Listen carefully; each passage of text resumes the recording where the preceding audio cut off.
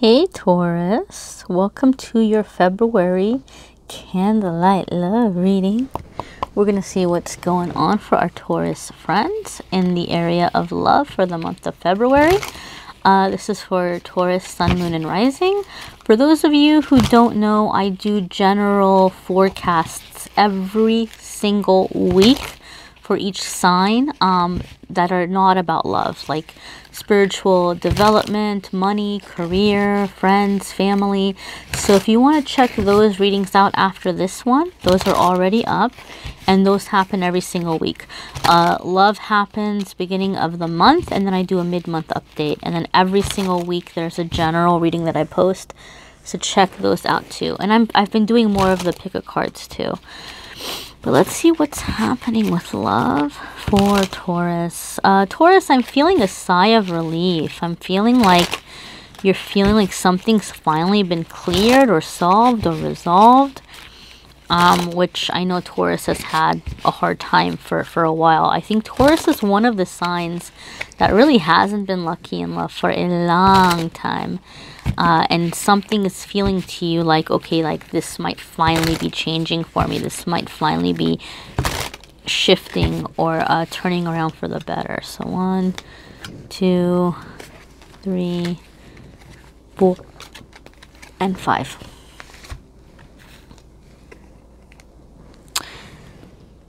Page of Pentacles. What did I say? Things were finally turning around. Okay, so something new, some new energy is being created, stepping forward in a new way. For some of you, this could be a new job that's coming in, or a new position in which you're making new friends, and so you might be meeting somebody through them. So it's definitely new energy, or like just setting out in a new way. It could be also, and it's come up for other signs too, and because it's new energy, it could be that maybe your type is changing.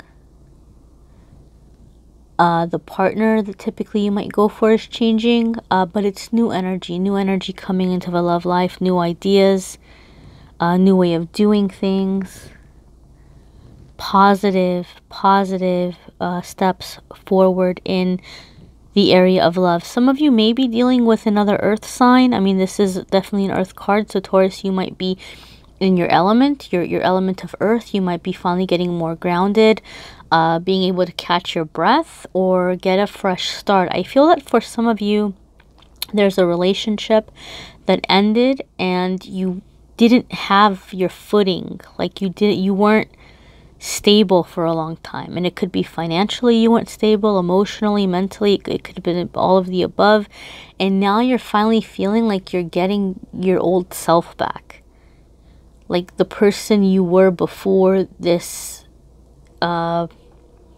situation came in and brought you pain, or the person that you were before these difficult things happened. You know, just getting back in touch with yourself, and getting to be you again, and feeling like you can find your way again. Two of Cups. Two of Cups to me, again, is a card of finally coming into healthy relationships. A lot of you, Taurus, are finally breaking out of codependent patterns or codependent energy. So you're calling in a partner where you can have a relationship that's bringing in healing, where you all can be very understanding of one another. You can get over disagreements or arguments by talking and having good communication. It's not going to be the chaos or the dysfunction that maybe you may have experienced in past relationships. Okay, so again, this is for Taurus, Sun, Moon, and Rising. So if you're watching because you have a moon in Taurus, or you have a rising in Taurus, it's applying to you. This is a very significant message.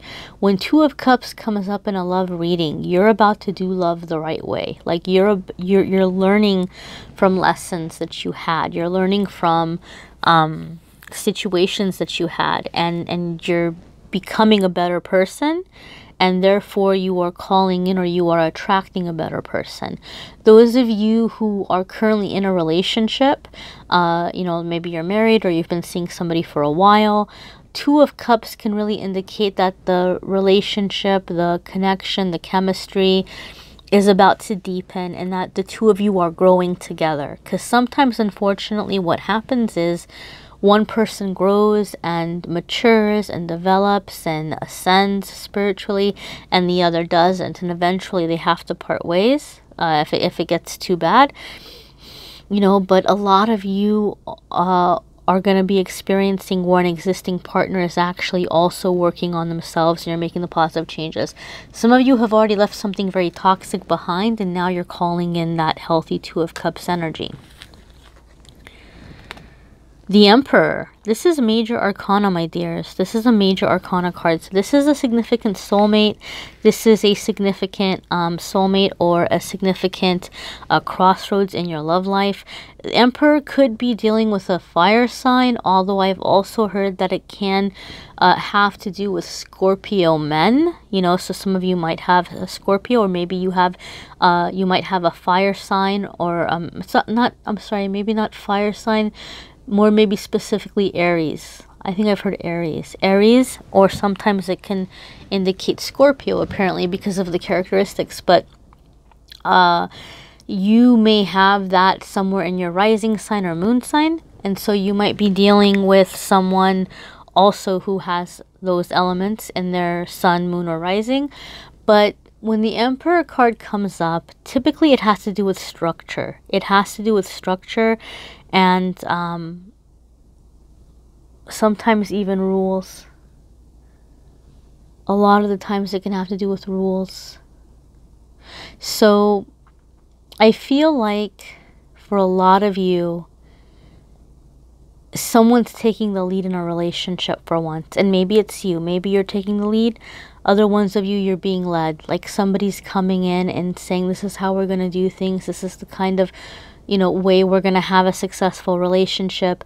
The Emperor is somebody who's been through a lot and has learned a lot from their mistakes. There's one foreign expression from a foreign language where they say somebody's eaten a lot of garbage in their life. It's kind of an expression from like my native language, and if you were to translate it, literally it would be like, you know, somebody ate garbage in their life, like. And the Emperor's not necessarily like a bad person. It just means that like they've experienced everything there is to experience in the world, everything the world has to offer. That means very high vibrational stuff, and it means very low vibrational stuff. So if the Emperor says you don't want none of that, you don't want none of that. Like, because the Emperor knows. The Emperor has been there. The Emperor has had that experience. And so this person maybe is stepping in and trying to help you realize, or trying to help you see, like, a good way of doing things. You may take it as like, man, this person has a lot of opinions, or this person has a lot of rules, or this person has a lot of ideas about how things should or shouldn't be done. The reason why they're like this is because they've already experienced everything. And they're very confident. Like, they're very confident that they're right because of the experiences that they've had. Another meaning of the Emperor card could be really, really intense chemistry. Like, this could be somebody that you have a lot of fire with, a lot of passion with. But it could be somebody that even though they want commitment, they might not be looking for marriage or living together. Emperor could sometimes be somebody who needs a lot of space. So that could be something that maybe some of you are having to figure out how you feel about that. For some of you, it could be a good thing. If you're already in a committed relationship, existing relationship, this could be just getting into structure and getting a better idea of how the relationship is going to be led. Because you can't have two people driving the same car. You can take turns driving the car if that's something that you both agree to. Or in some relationships, some person's like, well, no, I'm the driver and you're the co-pilot, you know, or whatever it might be. Some of you are having to figure that out in your relationship. So this could be a head. I hate to use it because it sounds like such an old-fashioned word. And for some people, it might be an offensive word, but this could be an issue of headship, figuring out headship in a relationship or who's taking the lead. Some of you maybe have been really independent, and now you're like, you know what? I'm fine with somebody taking the lead. I don't want to make all the big decisions. You know, I'm fine with being co-pilot and putting in my 2 cents and letting them worry about it. So there's some kind of shift here in power happening for a lot of you Taurus moving forward. Next, we have 10 of Pentacles. So this is, again, energy. You know, it could be energy. Anytime I see Pentacles in a love reading, it could have to do with finances affecting a relationship. So it could be something in terms of like, you know, you're getting a promotion and that's helping the relationship, or money's coming in, or like, you know, something is happening and you're able to take that money and go on a trip and be closer together. But money represents energy, right? Like you go to work every week and you give your boss 40 hours of work, of energy, of your time, and then your boss will give you a certain number of dollars, or you know, whatever the currency is in your country, to trade you for the energy that you gave. So that every dollar is a symbol of the time that you put in at work. And so for that reason, when I get pentacle cards in love readings, I sometimes just read them as energy. Like maybe you're really beginning to invest and put your energy into a relationship, and you're having somebody who's doing the same back. So it could just be where there just feels to be a sense of fullness. Maybe you're ready to give it your all again. And maybe for a lot of you, you've been on the sidelines. You haven't really been like wanting to invest, or you've been like interested in people but you've lost your interest, or whatever it might be, and now you're just in this energy where like you're all in, you're ready to do this. And 10 of Pentacles would say that this is going to be a favorable outcome for many of you. Like it's going to end up returning a positive profit, you know, figuratively speaking. Next we have 7 of Swords. 7 of Swords has been coming up for a lot of the signs, guys. There's a lot of really interesting energy right now, and I think the reason why is because of the blood moon that we had. We're going to be feeling this energy for the next 6 months, and it's going to have to do with being ourselves, being appreciated for who we are, you know, getting what is best for us, or going out or going after what is best for us or what we want. And to me, 7 of Swords can be one of 2 things. It can either be where you're having to find a more creative way of going about things. You know, maybe you're bending some rules in love, or maybe you're bending some of your own rules, or you're going about in different ways than what you're used to and trying to get to know somebody. Like maybe you're studying them or watching them ahead of time before you let yourself get close, so you have a better idea of who they are. But for me, typically when I see 7 of Swords, it feels to me like the cyber stalker card. Like, you know, somebody is watching you or trying to keep tabs on you online or through your social media. If you're communicating, this is what I'm getting from this card. This is what I'm hearing. Like, this is what Spirit's saying right now. If you are communicating with somebody online, be cautious and be careful. I feel that for some of you, and I know this sounds really, really dramatic, you know, but it does happen, and it's not that far-fetched. This card came up for another sign, and for them, I felt like they had an ex that maybe had created a fake profile and got into their social media because they were trying to figure out who they were hanging out with and where they were going to be at, because they were going to try to show up and pretend like they just ran into them there. I'm not getting that with you guys. I feel like there could be somebody who created a fake profile and has been communicating with you online directly. Like, they're not just like in there snoozing in the background, just kind of watching quietly to figure out how and where to go to see you. Like, they're full on talking to you. Like, they're full on like having a relationship with you. And I think this person is trying to get you back. I don't think, and when I say try to get you back, I don't mean in revenge. I think they're trying to figure out what they did wrong and what you're looking for. And I think at some point they're hoping that like they'll reveal themselves, that, oh, hey, it's me, it's your ex, or whatever. And that maybe you will end up feeling like, you know, oh, okay, well then you are a good person and I do still love you. And, you know, I fell in love with you I didn't know it was you. Like, I don't know, like they might have some crazy hope in that way. So if you're talking to somebody online, be very careful how much you're sharing about yourself. Be very careful what you're telling this person about yourself until you can be very sure of who you're talking to. Okay? Be cautious, because I do feel like some of you have somebody pretending to be somebody else talking to you. Okay, because to me, Seven of Swords can be somebody who's being very sneaky online, and intuitively that's what I feel like is happening for a lot of you. I feel like for a lot of you, what's happening is you have people from your past full on just trying to get back into your life and like win you over.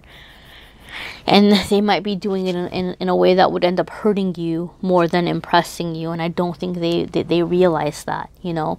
So just be cautious, because you might be talking to somebody or dealing with somebody. And even if it's not an ex, you might be talking to somebody or dealing with somebody online who's misrepresenting themselves, who's not the person that they say that they were, who's not, you know, who's pretending to be who they think you want them to be, so that you continue giving them a chance. So just be very cautious, Taurus, because you are ready for the stable energy, right? And you are getting out of something intense, a lot of you. And so now that you have your freedom, it can go one of two ways. You can go into this healthy relationship, right?